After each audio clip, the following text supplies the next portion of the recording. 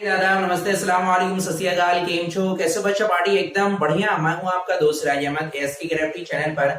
आज का टॉपिक है इंटरेस्टिंग गॉस थ्योरम।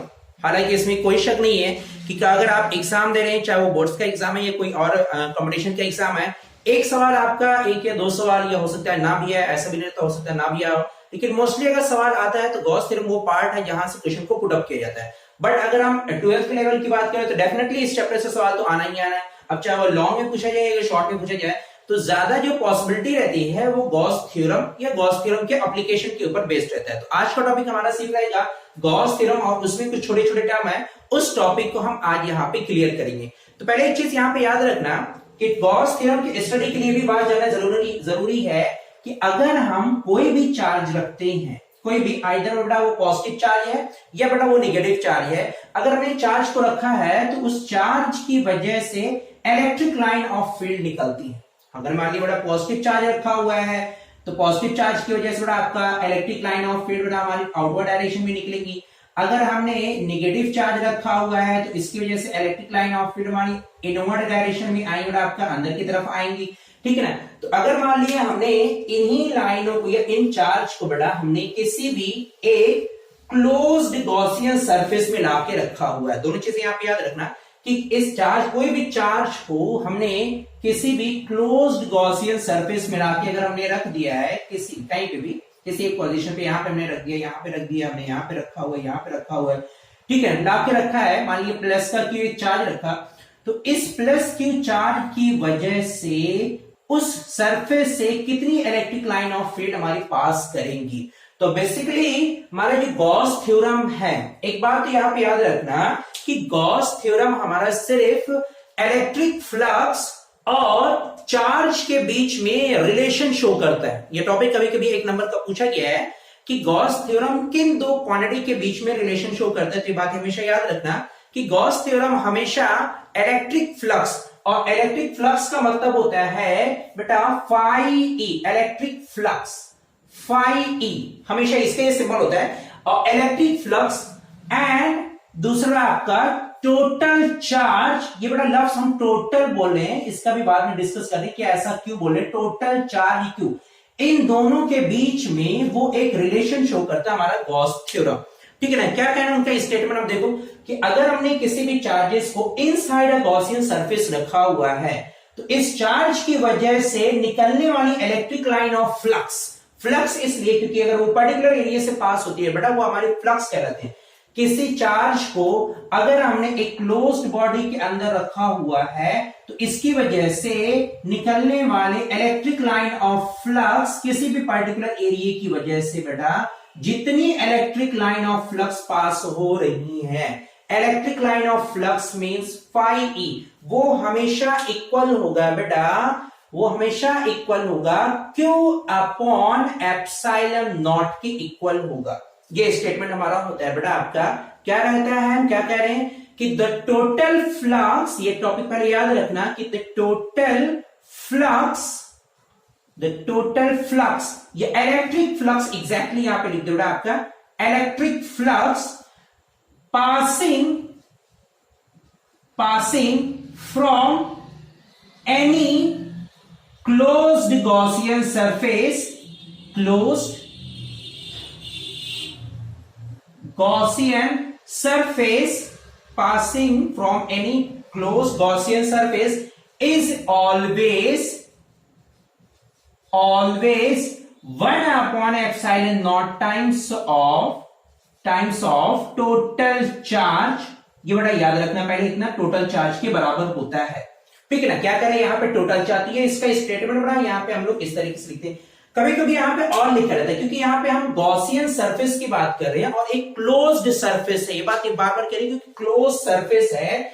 तो अब यहाँ पे लफ्ज हम लोग जो लिखते हैं बेटा कि electric flux means phi E, electric flux, और एक टॉपिक और आता है बेटा आपका मैग्नेटिक फ्लक्स। इन दोनों में कंफ्यूजन में रखना, इलेक्ट्रिक फ्लक्स फाई ई होता है और मैग्नेटिक फ्लक्स फाई डी होता है। Electric flux are always 1 upon epsilon not times of total charge, ये वैल्यूज निकल के आती है क्योंकि यहां पे हम क्लोज्ड सरफेस की बात करते हैं, यहाँ पे क्लोज सरफेस की बात कर रहे हैं, तो हम दूसरा एक स्टेटमेंट, एक एक्सप्रेशन और लिखते हैं यहाँ पे, ऐसा करके बड़ा आपका एक सिंबल होता है मैथमेटिक्स का, इसको कहते हैं इंटीग्रल या इंटीग्रेशन। इसको हम लोग कहते हैं इंटीग्रल या इंटीग्रेशन। बट अगर यहां पर हमने एक सर्कल आके ऐसे बना दिया बड़ा आपका इस तरह से, तो अब ये कहलाता है क्लोज्ड इंटीग्रल। ये टॉपिक आपका कहलाता है क्लोज्ड इंटीग्रल, ठीक ना। एक क्लोज्ड बॉडी के लिए बड़ा हम लोग कैलकुलेशन करने जा रहे हैं, कोई ओपन बॉडी नहीं है। ये कितना होता है बड़ा आपका e dot ds, e dot ds. E होता है बड़ा आपका इलेक्ट्रिक फील्ड, डीएस बड़ा हमारा जिस एरिया वेक्टर से पास कर रही है, एरिया वेक्टर हमारा होता है एस यहाँ पे, ठीक है। ए होता है बेटा आपका इलेक्ट्रिक लाइन ऑफ फील्ड, ठीक है। तो ये हमारा स्टेटमेंट है। अब यहाँ पे कई सारे टर्म और, पहले एक चीज यहां पर कि अगर हमने चार्ज को, पहले एक पॉइंट याद रखना बेटा कि अगर हमने चार्ज को एयर और वैक्यूम में रखा है तो ये स्टेटमेंट या ये आपका एक्सप्रेशन हमारा सही है। चाहे हम ये लिखे बेटा आपका ये भी सही है, अगर हम ये लिख रहे हैं तब भी सही है, दोनों में कोई गलती नहीं, कोई गलती, ठीक है। बट अगर वो कह दिए सवाल में फॉर अ मीडियम, सिर्फ इतना सवाल में कहा गया बस, और कोई टॉपिक उसने नहीं कहा। सवाल का काम है ना उनको, काम को थोड़ा सा घुमा के आपके सामने लाके रखना, तो आपका भी काम है उसको अच्छी तरीके से समझ के जाना, उसको अच्छी तरीके से लिखना। क्वेश्चन में कह देगा फॉर अ मीडियम। अब मीडियम का मतलब ये नहीं कह रहा है कि वो एयर की बात कर रहा है, वो वैक्यूम की बात कर रहा है, या वो ऑयल की बात कर रहा है, या एनी अदर मीडियम की बात कर रहा है रदर देन एयर और वैक्यूम के। तो अब यहां पे एक कांस्टेंट हम लोग लगा देते हैं, डिवाइडेड बाय बड़ा आपका के। अगर अदर मीडियम का होगा तो मैं इसको दूसरी तरफ लिख दूंगा बड़ा आपका कि Gauss theorem for other medium, for other medium. अगर हम अदर मीडियम की बात करेंगे तो अदर मीडियम के लिए बड़ा आपकी वैल्यूज कितनी निकल के आएगी, electric flux phi is equal to Q upon के एप्सिलॉन नॉट। ये बड़ा हमारा एक्सप्रेशन निकल के आएगा अदर मीडियम के लिए, ठीक है ना। अब जैसे यहां पे कहा ये स्टेटमेंट होगा बड़ा आपका, ये एक्सप्रेशन होगा। चाहे हम बड़ा एयर और वैक्यूम में बात करेंगे तो ये एक्सप्रेशन आएगा। बट इन केस अगर हम अदर मीडियम में बात कर रहे हैं तो यहाँ पे के की वैल्यू हम लोग ला के सब्स्टिट्यूट करेंगे। अदर का दिया गया है या किसी और मीडियम का दिया गया तो के की वैल्यू वहां पे दी जाएगी। बट एयर और वैक्यूम के केस में के की वैल्यू 1 होती है, ठीक है ना। चैप्टर नंबर फर्स्ट में पूरा पार्ट बताया था कि एयर और वैक्यूम के केस में के की वैल्यू हमारी 1 होती है। अब इसके बाद और टॉपिक आ जाता है यहाँ पे कि अगर ये बताइए सीजीएस में कितना होता है। हमें ये दोनों जो सिस्टम दिए गए ये हमारा एमकेएस में होता है, बट सवाल में मान लो पूछ लिया गया कि आप ये बताइए कि सीजीएस सिस्टम में कितना होता है, सीजीएस में वैल्यू कितनी होती है। तो ये भी मालूम होना जरूरी है कि सीजीएस सिस्टम, इसको मिटा दें, केएमसी कहते हैं कि आप सीजीएस सिस्टम गॉस थ्योरम, हमें Gauss theorem in CGS system में बताना है क्या होगा। गॉस थ्योरम सीजीएस सिस्टम में हमें बताना है। एक नंबर का सवाल बेटा आपको कभी कभार पूछ लिया जाता है, तो मैंने जैसे बताया कि इलेक्ट्रिक फ्लक्स बहुत आसान बेटा आपका, electric flux is equal to कितना होता है, closed integral of E dot DS, ठीक है। हम चाहे बेटा आपका वैक्यूम में बात कर रहे हैं, वैक्यूम है, या इसके अलावा अगर हम एयर मीडियम की बात करें तो, या इसके अलावा अदर मीडियम होगा तो दोनों के केस बेटा आपके अलग हैं। अदर मीडियम की बात कर रहे हैं तो उसके लिए केस बेटा आपका अलग होगा, दोनों के केस के लिए बेटा हम लोग बात करेंगे, ठीक है। तो इलेक्ट्रिक फ्लक्स यहां भी फाई ई रहेगा आपका, is equal to closed integral of E dot DS. ये बड़ा आपका इलेक्ट्रिक फ्लक्स होता है, इसके पहले के लेक्चर में बताएंगे, उसे जाके देख लेना। ये वैल्यूज कितनी हो जाएगी बड़ा आपका, ये होता है बड़ा आपका 4 पाई क्यू इनसाइड चार्ज बड़ा आपका होता है, क्यू इनसाइड। और अगर हम अदर मीडियम की बात करेंगे तो 4 पाई क्यू इनसाइड चार्ज डिवाइडेड बड़ा आपका के। यहां पे ये के लिखना बड़ा आपका कांस्टेंट है, डायलेक्ट्रिक कांस्टेंट है, तो बड़ा आपका के उस मीडियम का, ठीक है। तो दोनों ये याद रखना कि हमारा सीजीएस में वैल्यूज याद रखना। तो अब यहाँ पे 4 पाई क्या दिया गया बड़ा आपका, 4 पाई हमारा कंप्लीट सॉलिड एंगल होता है बड़ा आपके किसी भी पार्ट पर, सॉलिड एंगल ये बड़ा किसी भी पॉइंट पे कितना बनता है वो 4 पाई की वैल्यू निकल के आती है। इसके पहले लेक्चर में बताया गया, जाके वीडियोस देखना, ठीक है। तो ये हमारा सीजीएस में दिया गया है।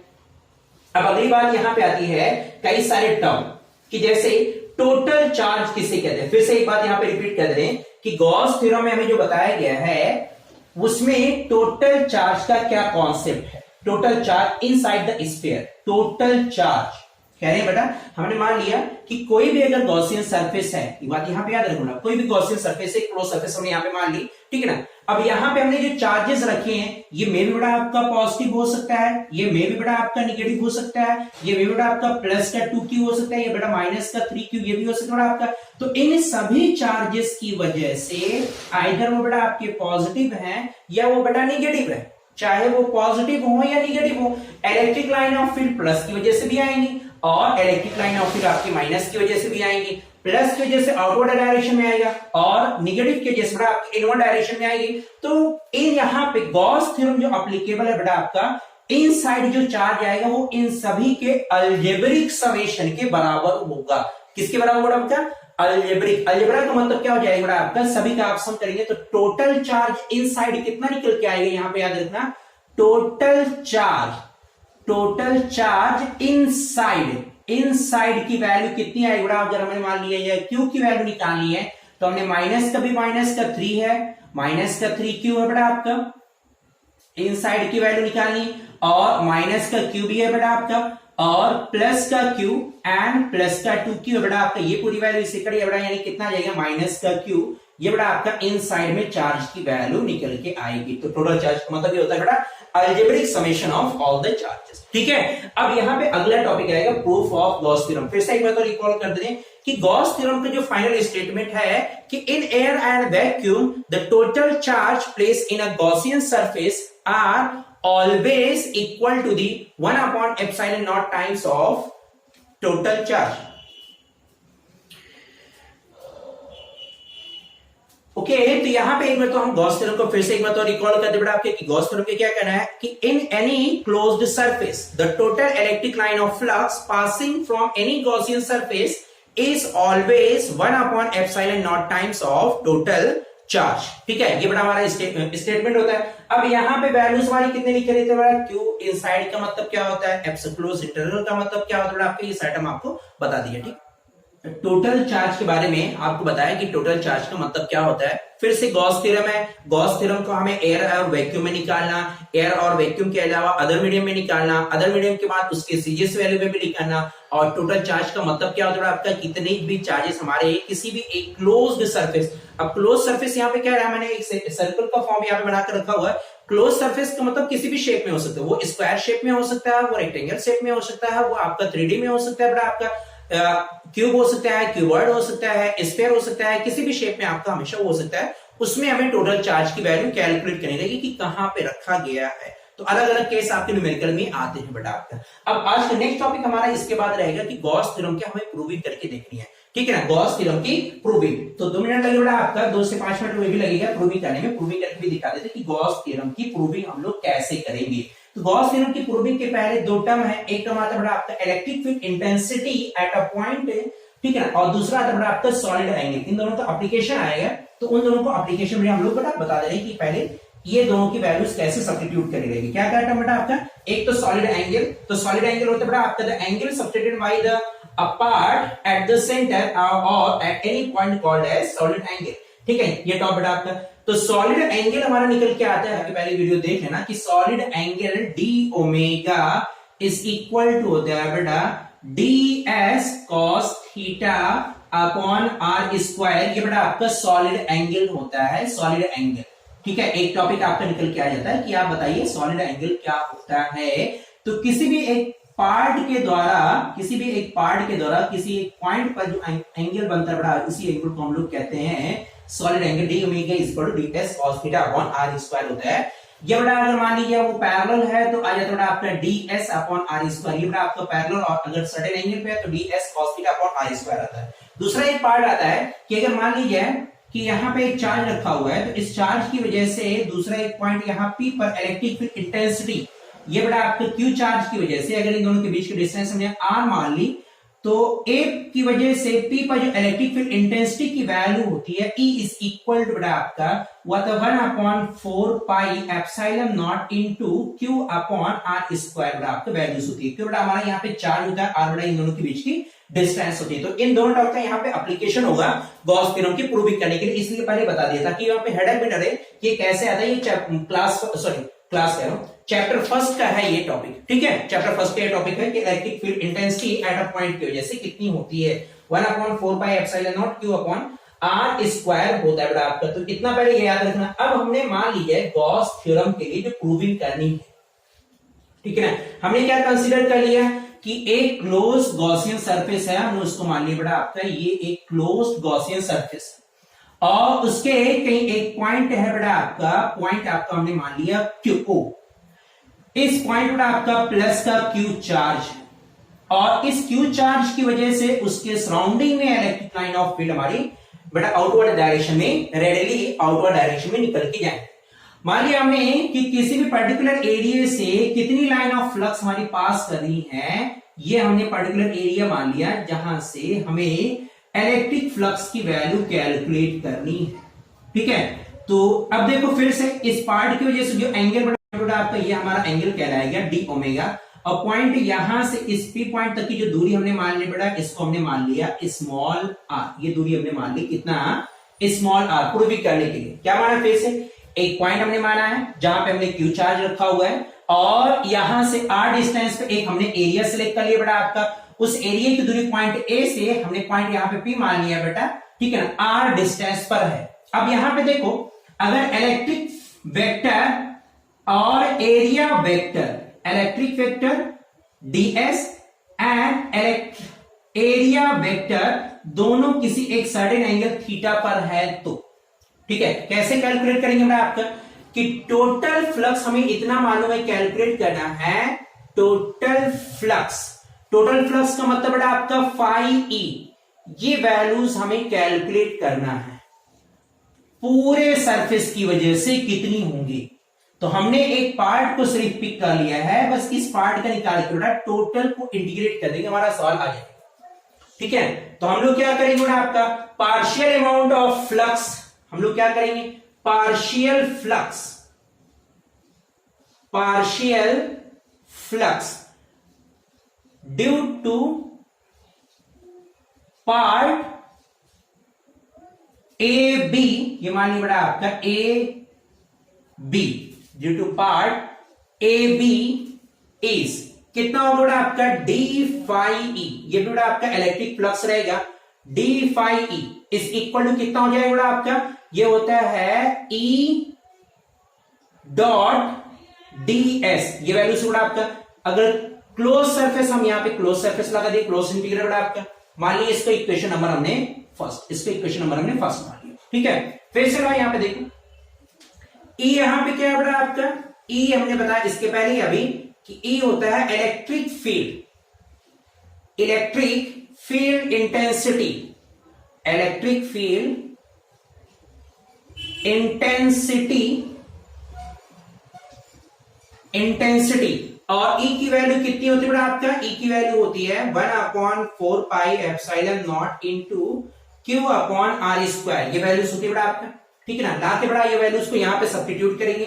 Now from equation first, now equation first क्या हो जाएगा बेटा आपका partial flux phi E is equal to closed integral of e की वैल्यू रखो बेटा कितना आ जाएगा 1/4 pi epsilon not into Q upon are square into D s, यहां पे डी एस, ठीक है, डॉट लिखा बेटा हमने, डॉट यहां पे लाके लगा दिया ये वैल्यूज, ठीक है, डी एस। जब डॉट हटाएंगे बेटा तो हमारा यहां पे कितना आ जाएगा क्लोज्ड इंटीग्रल फ्लक्स पार्शियल आपका 1/4 pi epsilon not into Q upon are square into D S cos theta.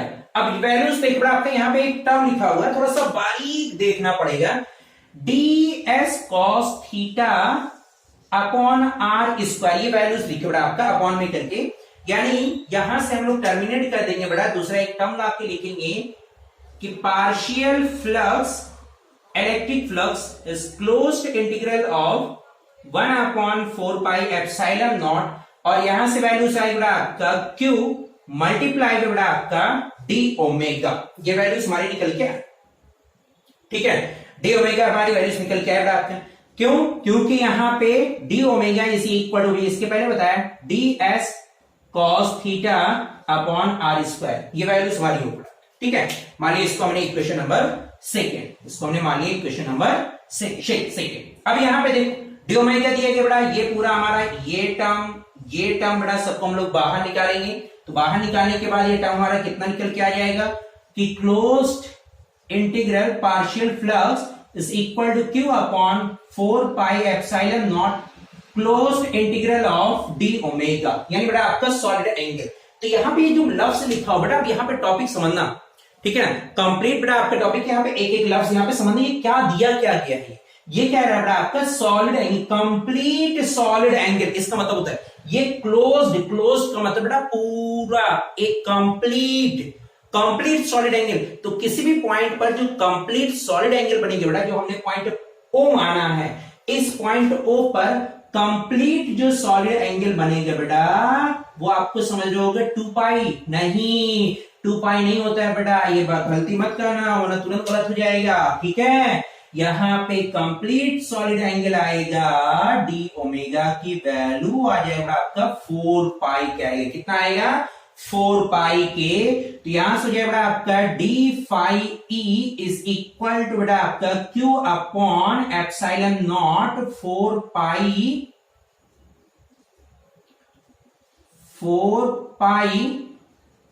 Epsilon not into बेटा आपकी कितना आ जाएगा 4 पाई। 4 पाई से 4 पाई कैंसिल हो जाएगा आपका, यानी partial flux electric flux is equal to आ जाएगा क्यू अपॉन एप्सिलॉन नॉट। तो टोटल फ्लक्स हमारे कितना निकल के आएगा आपका, यहाँ पे टोटल फ्लक्स हमें निकालना है, तो टोटल फ्लक्स हमारा हो जाएगा आपका phi E is equal to Q upon epsilon not. ये बेटा हमारी कंप्लीट एक प्रूविंग है। ठीक है ना, कैसे करना बेटा आपका, पहले एक पॉइंट मानना, एक शॉर्ट एक पॉइंट मानना, पॉइंट से एक आर दूरी पे एक बड़ा हमें एरिया सेलेक्ट कर लेना, ये हमने एरिया मान लिया, एरिया से बड़ा हमने आर दूरी हमने मान ली है। अब दो चीजें, एक तो हमें इलेक्ट्रिक फील्ड इंटेंसिटी याद रखनी है कितना होता है, और डी ओमेगा की वैल्यू याद रखनी है। ठीक है ना, पार्शियल यहाँ पे कैलकुलेट करना है क्योंकि हमने छोटा सा एरिया यहाँ पे मानेंगे, पूरे एरिया को करने के लिए सिर्फ हमें इंटीग्रेट कर देना, हाँ बस। उसके बाद सिर्फ आपकी कैलकुलेशन है जुड़ा आपका कि partial d flux is equal to आपका closed integral of E dot D s. E dot D s का मतलब यहाँ पे कितना हो जाएगा आपका e d S cos theta. E की वैल्यू आपका 1/4 पाई एप्सिलॉन नॉट रखोगे, फिर डी ओमेगा की वैल्यू रखोगे, सॉल्व कर देंगे, आंसर आएगा। ठीक है, ओके, बेस्ट ऑफ लक।